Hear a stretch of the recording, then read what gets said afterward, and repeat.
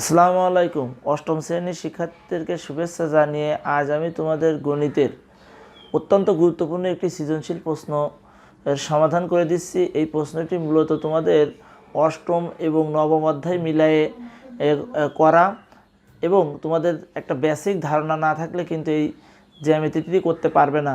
এটি জিএসসি পরীক্ষার জন্য খুবই গুরুত্বপূর্ণ বিধায় তোমরা মনোযোগ দিয়ে এটি লক্ষ্য করো। এখানে উদ্দীপকটি লক্ষ্য করো, কী দেওয়া আছে। দেওয়া আছে এবিসি সমকোণী ত্রিভুজে এবি ও এসি এর মধ্যবিন্দু যথাক্রমে ডি ও ই। ক নম্বর বলা হয়েছে একটি আয়তকার ঘনবস্তুর দৈর্ঘ্য প্রস্থ উচ্চতা যথাক্রমে 6 সেন্টিমিটার, 5 সেন্টিমিটার ও 4 সেন্টিমিটার। ঘনবস্তুটির সমগ্র তলের ক্ষেত্রফল ও কর্ণের দৈর্ঘ্য নির্ণয় করো। খ নম্বরে বলা হয়েছে দেখাও যে ত্রিভুজ ক্ষেত্র সিডিই অথবা ত্রিভুজ ক্ষেত্র এডি সমান 1/4 ত্রিভুজ ক্ষেত্র এবিসি। গ নম্বরে বলা হয়েছে প্রমাণ করো যে ডি সমান হাফ বিসি। শিক্ষার্থীরা লক্ষ্য করো, এই ক নম্বর অংশে দুইটা পার্ট আছে, খ নম্বর অংশে দুইটা পার্ট আছে। এরকম দুইটা পার্ট কিন্তু পরীক্ষায় আসবে না, যে কোনো একটা পার্ট আসতে পারে। আমি তোমাদেরকে একটু বোঝানোর জন্য বেশি বেশি করে পার্ট দিয়ে রাখেছি। তাহলে এসব প্রথমে আমরা এই ক নম্বর প্রশ্নের সমাধানে চলে যাই। লেখো দেওয়া আছে ক নম্বর প্রশ্নের উত্তর। দেওয়া আছে আয়তকার ঘনবস্তুর দৈর্ঘ্য এ সমান 6 সেন্টিমিটার, প্রস্থ বি সমান 5 সেন্টিমিটার আর উচ্চতা সি সমান 4 সেন্টিমিটার। তাহলে লেখো আমরা জানি আয়তকার ঘনবস্তুর সমগ্র তলের ক্ষেত্রফল সমান 2 into a b plus b c plus c a. এটা আমাদের সূত্র। এই সূত্রে এখন আমরা জাস্ট মান বসাবো। তাহলে এখানে 2 থাকলো, এর মান আমাদের 6, বির মান আমাদের 5, তারপরে বি 5, সি হচ্ছে 4 প্লাস সি হচ্ছে 4, এ হচ্ছে 6। তাহলে এত বর্গ সেমি। তাহলে এটা গুণ করো, 2 ইন্টু 5 ছক 30 প্লাস 4 5 20 প্লাস 4 ছক 24। তাহলে এটা আমরা হিসাব করবো, 2 ইন্টু এই 4 আর 2 আর 2 4 আর 3 7। তাহলে 4 দুগুণে 8, 7 দুগুণে 14, 148 বর্গ সেমি। আবার বলা হয়েছে কর্ণের দৈর্ঘ্য নির্ণয় করো। তা কর্ণের দৈর্ঘ্যের সূত্র হচ্ছে root of A square plus B square plus C square. তো এর মান আমাদের কত? 6 তার স্কোয়ার, বির মান 5 তার স্কোয়ার, সির মান 4 তার স্কোয়ার, আর রুট থেকে গেল। তাহলে এটা হচ্ছে 6 ছক 36 যোগ 5 5 25 যোগ 4 4 16। তাহলে এগুলো সব যোগ করো। এগুলো সব আমরা যোগ করলে পারলাম 77, তারপরে রুট থাকলো। তাহলে 77কে বর্গমূল করে দাও, আমরা পেয়ে যাব 8.77। এটা মানে 8.77 সেন্টিমিটার প্রায়।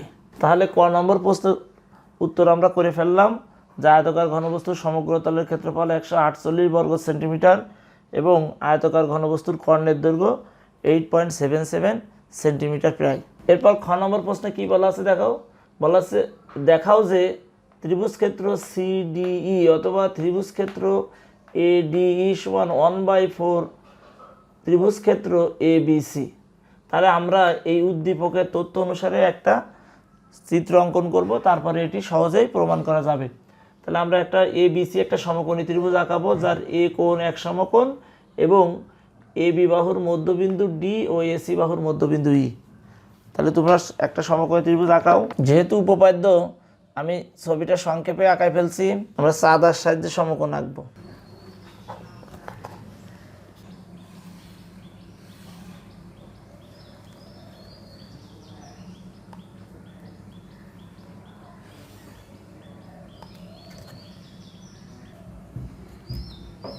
A B C. এখন দেখো আমরা সহজেই তো মধ্যবিন্দু নির্ণয় করতে জানি, তবু আমি আবার একটু দেখা দিচ্ছি। আমাদের বলা হয়েছে এ বির মধ্যবিন্দু ডি। তাহলে আমরা মধ্যবিন্দু কিভাবে নির্ণয় করি তোমরা একটু দেখো। এই যে এ বির অর্ধেকের বেশি ব্যাসার্ধ নিলাম, এইদিকে একটা বৃত্তচাপ আঁকলাম, এইদিকে একটা আঁকলাম। আবার এখান থেকেও একই নিয়মে এই আঁকলাম, এই আঁকলাম। কারণ আমরা সহজে এ বির মধ্যবিন্দু এই যে ডি সেটি পেয়ে গেলাম। একই নিয়মে আমরা এসি বাহুর মধ্যবিন্দু নির্ণয় করব। দেখো এই যে এখান থেকে অর্ধেকের বেশি ব্যাসার্ধ নিব, এই দিকে দিব, এর ভিতরেও আমি এই দিকে দিলাম, আবার এখান থেকে এই দিলাম, এখান থেকে এই দিলাম। এখান থেকে আমি এই স্কেলটি এইভাবে বসায়ে এই বিন্দুটা আমরা চিহ্নিত করে ফেললাম। এটা হচ্ছে আমাদের ই বিন্দু। অর্থাৎ আমরা পেয়ে গেলাম এ বি বাহুর মধ্যবিন্দু ডি এবং এসি বাহুর মধ্যবিন্দু ই।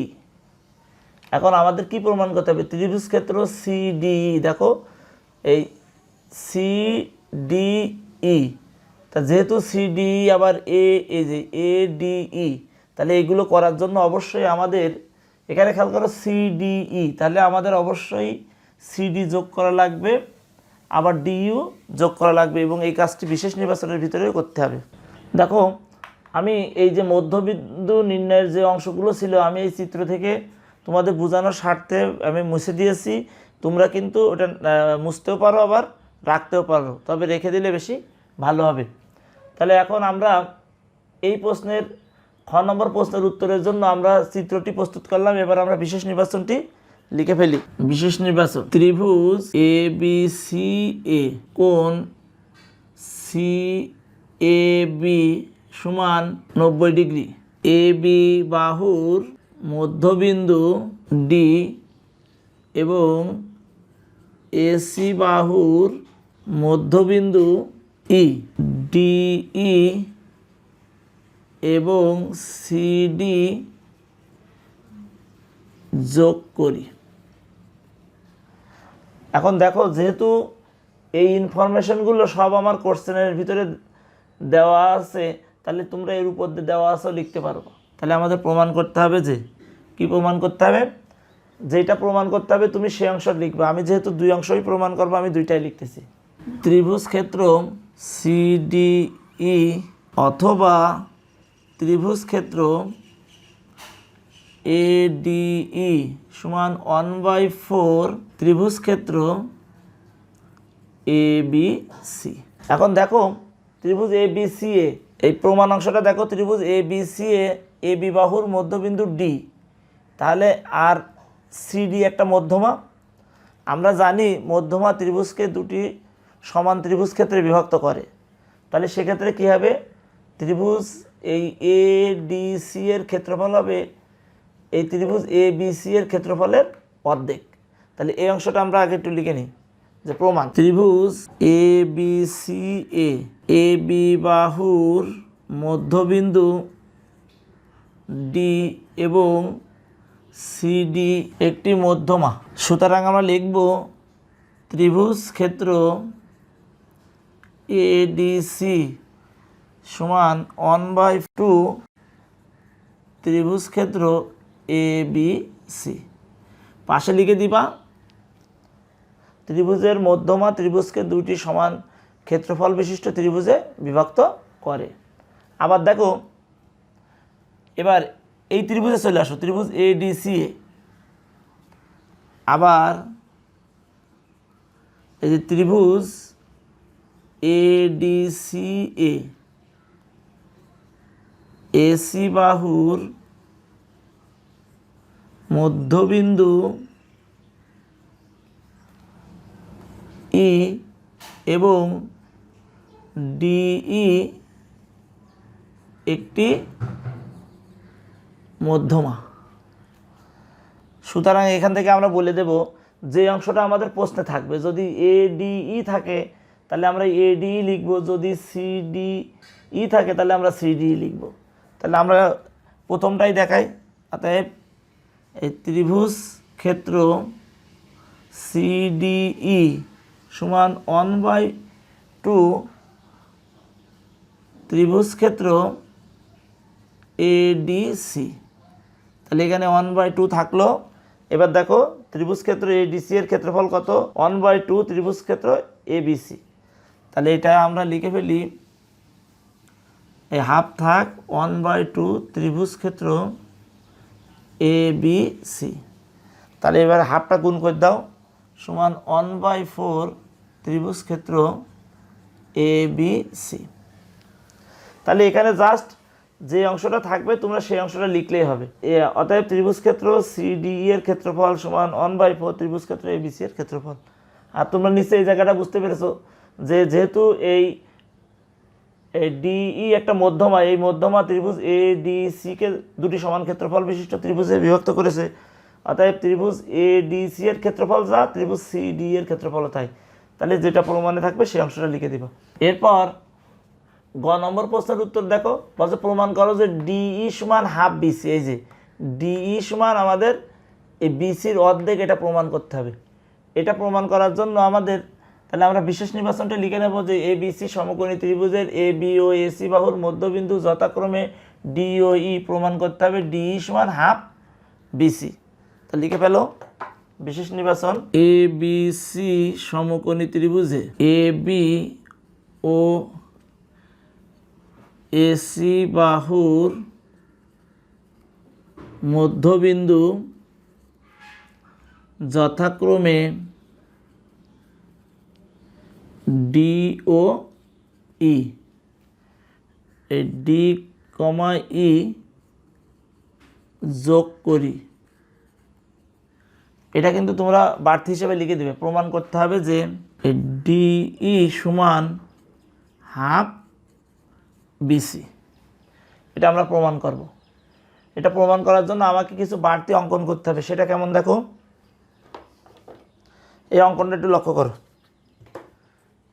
এটাকে আমরা এইদিকে বাড়াই ফেলবো। আমরা ডি কে এ পর্যন্ত বর্ধিত করলাম যেন ডি সমান ইএফ হয়।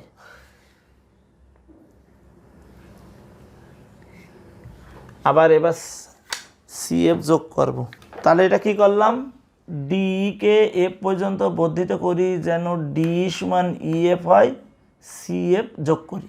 তাহলে অঙ্কনটা লিখে ফেলো, ডিই কে এফ পর্যন্ত বর্ধিত করি যেন ডিই সমান ইএফ হয়, সি কমা এফ যোগ করি। দেখো এই প্রমাণটা খেয়াল করো, আমি আগে বুঝাচ্ছি পরে লিখে দিচ্ছি। এই ত্রিভুজ এডিই আর ত্রিভুজ সিইএফ এ এই দুই ত্রিভুজে কি কি সমান তোমরা একটু লক্ষ্য করো। এই আমরা পাবো এই সমান সিই, কারণ হচ্ছে কি ই এসি এর মধ্যবিন্দু। আবার ডিই সমান ইএফ, কারণ কি আমরা এইভাবে অঙ্কন করেছি অঙ্কন অনুসারে। আবার দেখো এই ডি কোণ সমান আমরা পাবো সিই এফ কোণ। এটা কেন? কারণ এটা হচ্ছে বিপ্রতীপ কোণ। তাহলে আমরা এখান থেকে বলতে পারবো বাহু কোণ, বাহু উপপাদ্য অনুসারে ত্রিভুজ এডিই সর্বসম ত্রিভুজ সিডি সিইএফ। তাহলে এই দুটো ত্রিভুজ সর্বসম। যদি সর্বসম হয় তাহলে সেখান থেকে আমরা বলে দিতে পারবো এই এডি সমান সিই, এবং আমরা এও বলতে পারবো এডি ই কোণ সমান আমরা বলতে পারবো এই সিএফ ই কোণ। আবার এখান থেকে আমরা এও বলতে পারবো যে এডি এফ কোণ সমান আমরা বলতে পারবো সিএফ ডি কোণ। এই সেখান থেকে আমরা বলতে পারবো এডি সমান্তরাল সিএফ। আবার যদি এডি সমান্তরাল সিএফ হয় তাহলে আমরা এখান থেকে বলতে পারবো সিএফ সমান্তরাল আসলে এবি। এগুলো কিন্তু আমরা বলতে পারবো।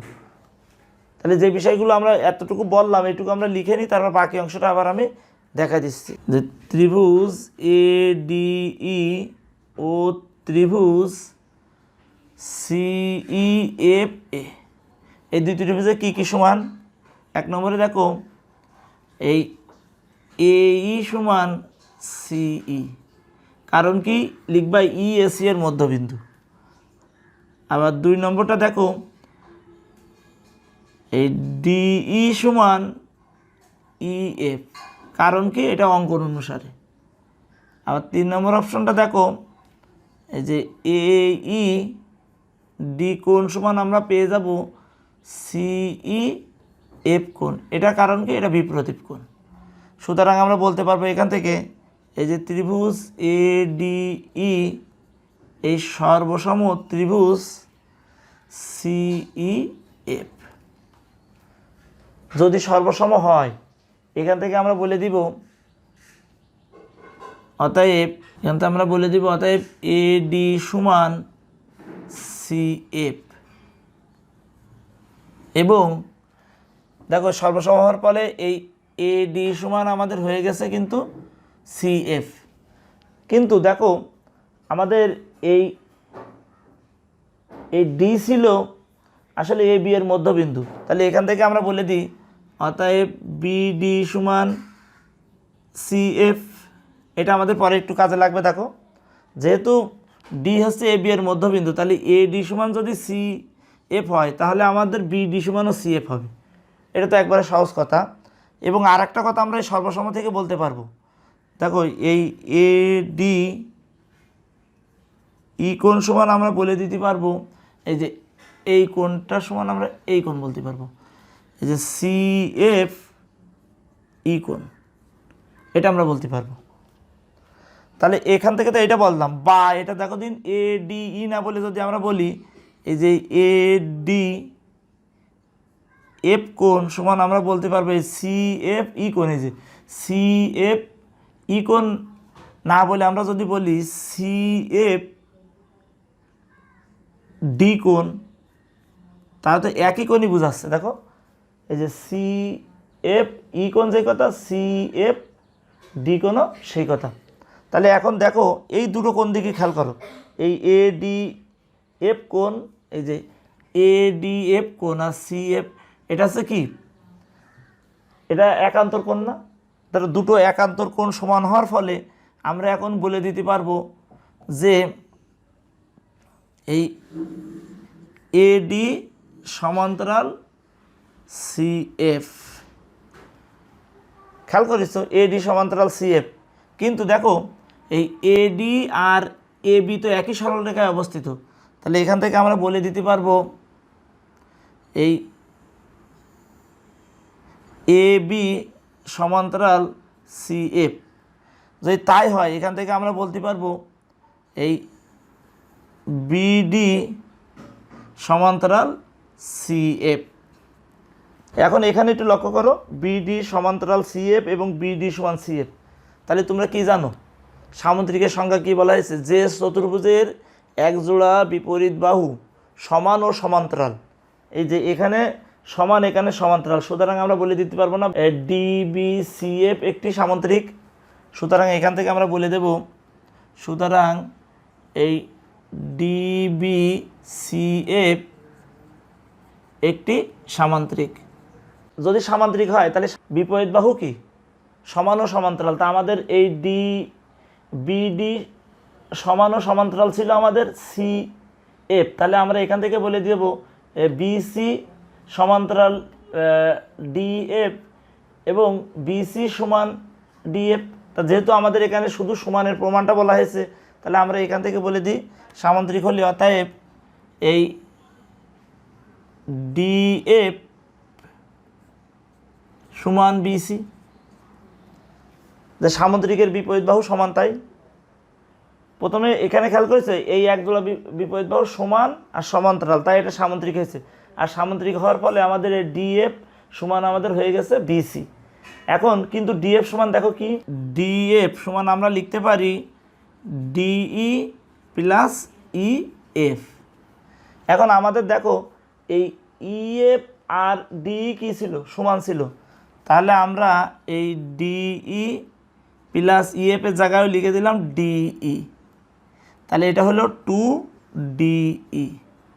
এখন দেখো এই ডিএফ সমান কি? ডিএফ সমান বিসি। তাহলে এই পাশে আমি বিসি বসাই দিই, বা এই বিসি বা বিসি বা 2ডিই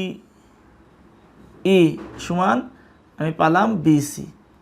অতএব ডিই সমান আমি পেয়ে গেল 2 এই পাশে নিয়ে যাই, তাহলে হাফ বিসি। তাহলে দেখো আমাদের এখান থেকে এই ডি সমান হাফ ডিসি এটি প্রমাণ কিন্তু হয়ে গেল। তো সেক্ষেত্রে আশা করছি এই চমৎকার উপপাদ্যটি তোমরা ভালোভাবে বুঝতে পেরেছো। তা তোমরা ভালো থাকো, সুস্থ থাকো। আজকের ক্লাস এখানে শেষ করছি। আল্লাহ হাফেজ।